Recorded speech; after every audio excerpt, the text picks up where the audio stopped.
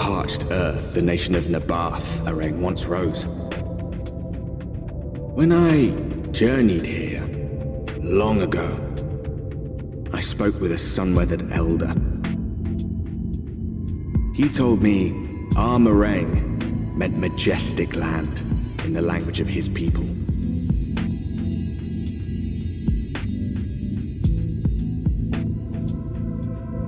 And so it might still be, were it not for the light's unrelenting onslaught.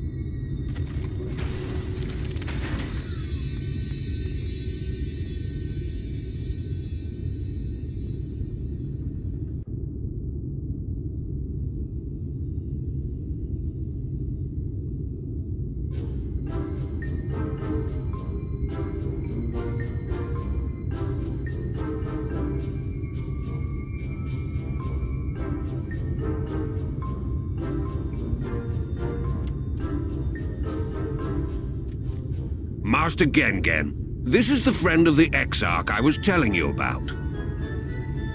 Very good, very good. Though friend or no, all are welcome in Mordsook. Souk is Mordish for city. As things stand, this souk boasts the largest and busiest marketplace in all Amh Araeng. You'll find ore from the mines here, of course, but all manner of other things too, many of them rare. As I told you before, not many visit Amh Araeng by choice, but Mordsook's a different story. Merchants come from miles around to purchase the relics the Maud dig up. Aye, that they do. For Maud do not dismiss the spoils of the earth. We clean them and polish them and reveal to the world their true value. That is why they come here, come from far away, come with much money. And so our souk is always busy, busy, busy. No such thing as a thing no one needs. You say that every time, Master Ghen Gen. Some sort of family motto, wasn't it? Or perhaps a Maud philosophy, for which we should all be very grateful. Would that everyone was so willing to take in refugees regardless of race or creed. Now then, if you intend to spend any time here, you'll want to gain the trust of the locals. And there's a little custom all newcomers are expected to observe. The cracking of the coin purse. You buy one thing from the market. Price can be low or high, just as long as you buy. As the good Maud says. In fact, the Exarch sent a little something to cover this very expense. A Verbert gold piece, no less. The first I've held in years. Verbert gold? Real Verbert gold?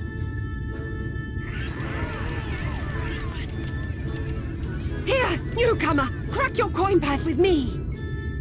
Oh no, you want my goods, newcomer. I have jars and pots all smooth and shiny. Over here! Come and look. You buy, you buy.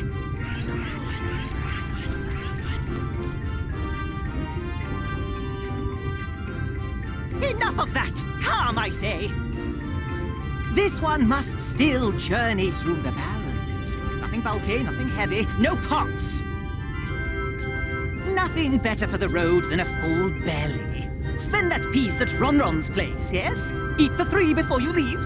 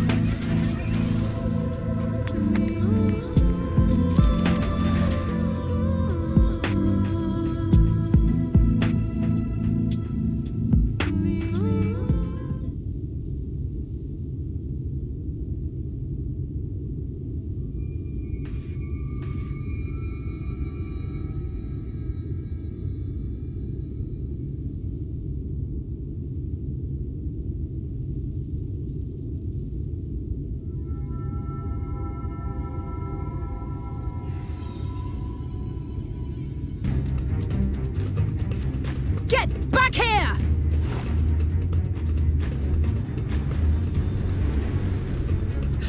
Is that... It can't be.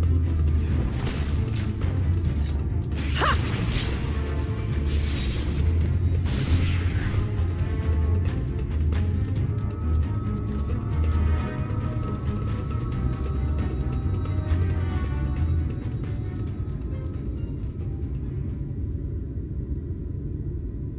I had it under control, right up until the moment I didn't. I'll do better next time. I knew you'd turn up sooner or later, but I had been hoping for sooner.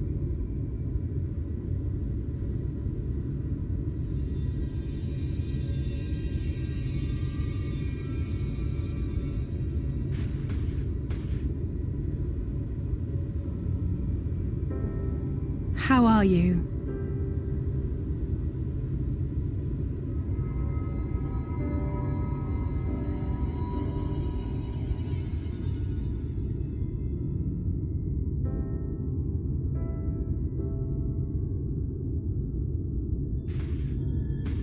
We've fought them to a standstill, then.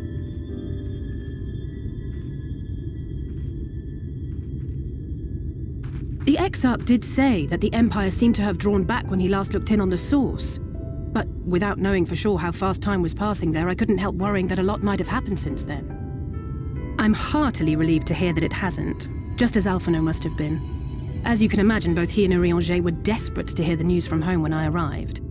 I haven't actually seen Thancred and Y'shtola yet, but they will have heard all the latest developments from the Exarch by now, or should have at least.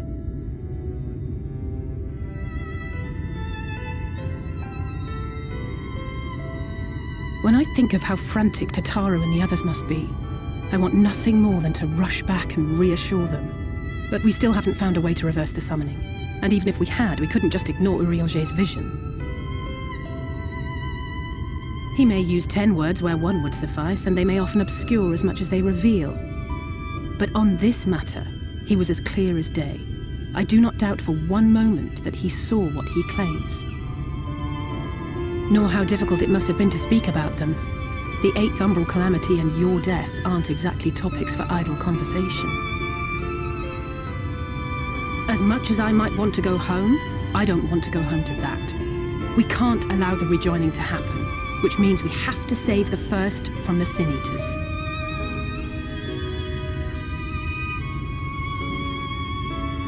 That great wall of white is a remnant of the Flood. 100 years ago, the balance in the First tipped decisively in favor of light. From that moment, it rose and swelled with each passing day, and then, without warning, it burst forth like water from a broken dam. A colossal wave of pure light, drowning everything in its wake. Only Norvrant was spared. For the most part, living things are composed of ether of various different aspects. But when exposed to such a flood, their etheric harmony is shattered, and their natural form breaks down. Then they either perish, or are warped into mindless abominations.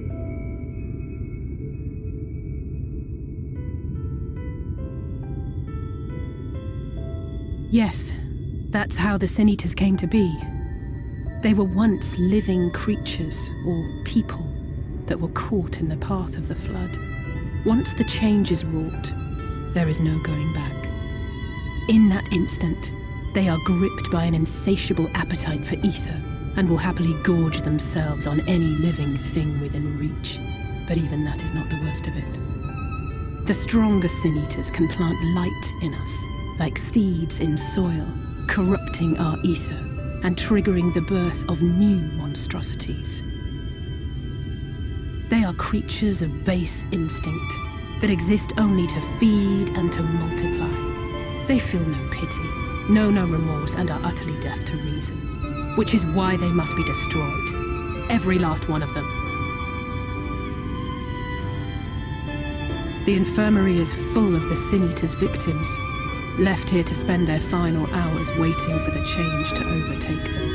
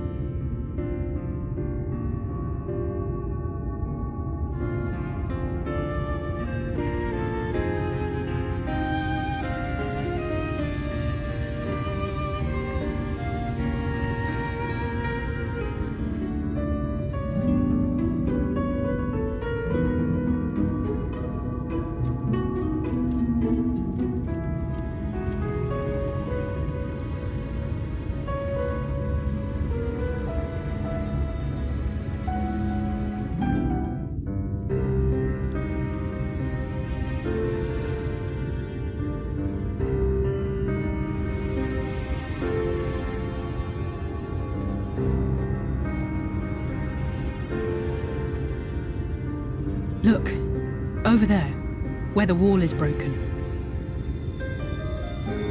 Do you see what lies beyond? That's what the land became after the light flooded in. An empty, white nothingness. Life cannot exist in such conditions. The primordial light would wreak havoc on the body's etheric balance.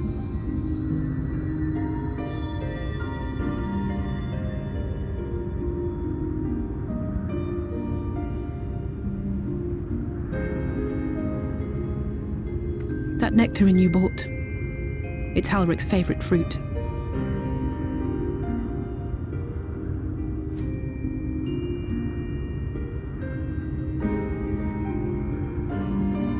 Most of the patients, Halric included, survived the attacks of powerful eaters. But their fate was sealed all the same. The monster's corruption has entered their bodies, and their very essence is being subsumed by light. The twisted state of the world itself just makes matters worse. Under normal circumstances, a person's ether naturally tends to equilibrium. But for these poor souls, the opposite is true. Sooner or later, every single one of them will turn.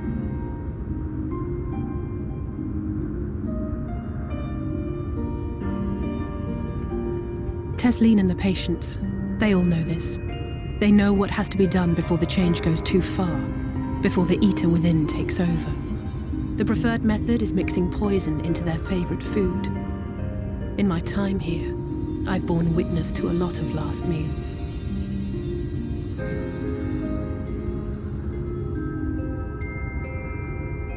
I feel just as helpless as before. No matter how hard I fight, it's never enough.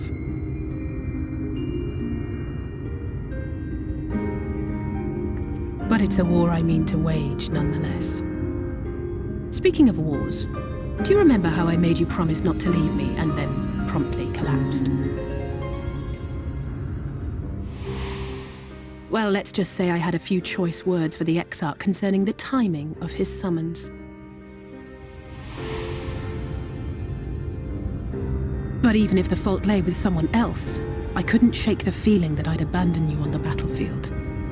So I swore that I'd make up for my absence there by making a difference here. And that's what keeps me moving forward, even when things seem hopeless.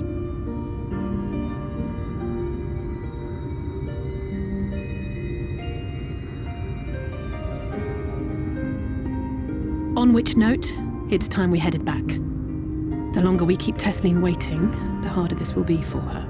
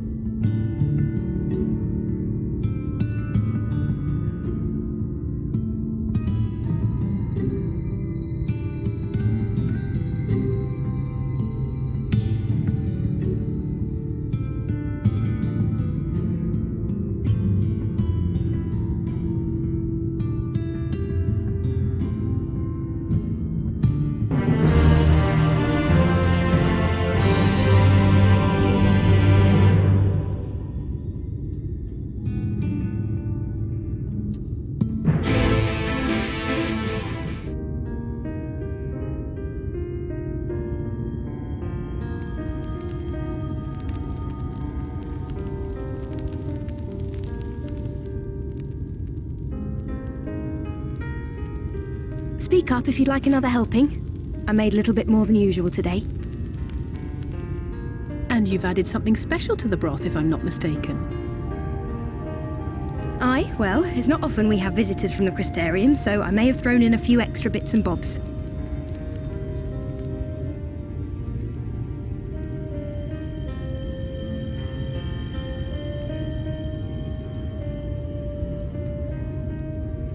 That's what I like to hear. Give me a moment to warm up the pot.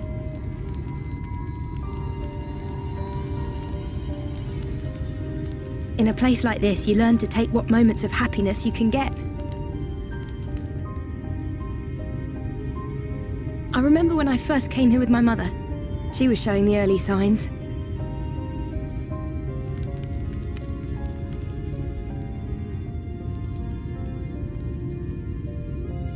I knew there was no way to save her, but I just couldn't face what needed to be done. That's the way of it for most people. Why they travel from arms to stay here. Beaten, broken souls come to wait out the inevitable, to receive the mercy of a painless death.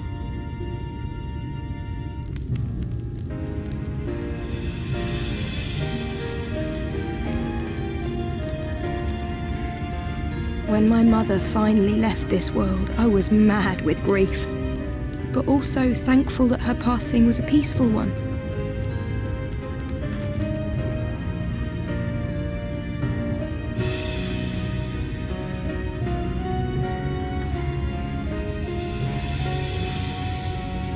It's never easy, ending a life you've cared for, even when you believe they go on to a better place. I often find myself wishing the Warrior of Darkness would come and do that part for me. The Warrior of Darkness? You've never heard the tale? I'm not sure where it began, but every child in Norvrent could tell you a version of it. Warrior of Darkness, servant of death, take care of our souls at our dying breath. Let sinners and eaters of sin go with thee, that all may return to the sunless sea. Well, that's the version I was taught anyway. It's just an old bedtime story. He's certainly never deigned to visit us here. Which is a good thing, surely. He sounds rather ominous. Do you think so? I always liked the idea that he treated every soul the same, even the Sin Eaters.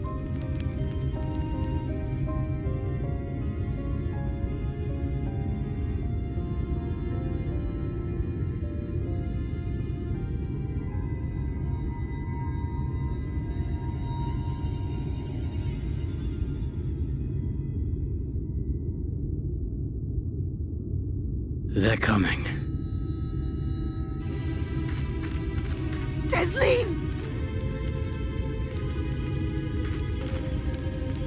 Have you seen Halric? I swear, I only took my eyes off him for a moment.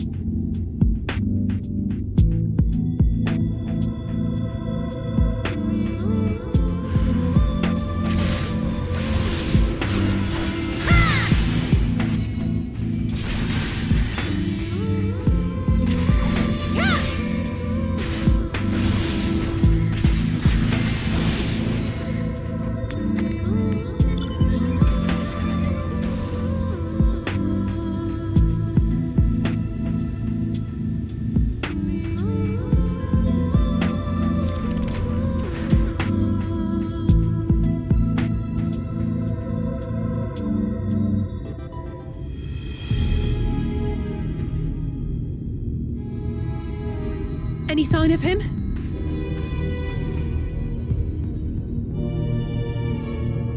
No luck then.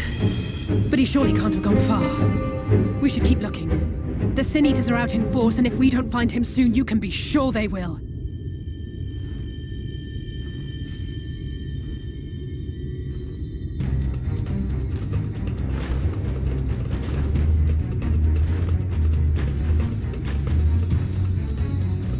Did you see the size of that thing?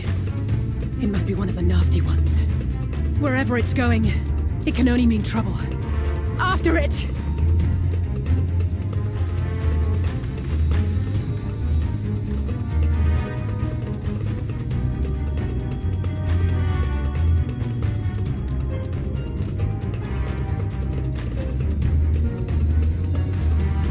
There it is! Is that...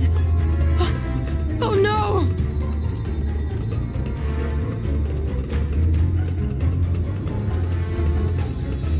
Ulrich!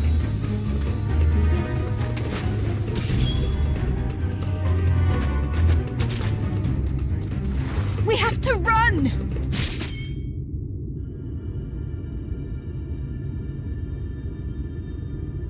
Tesleen! No!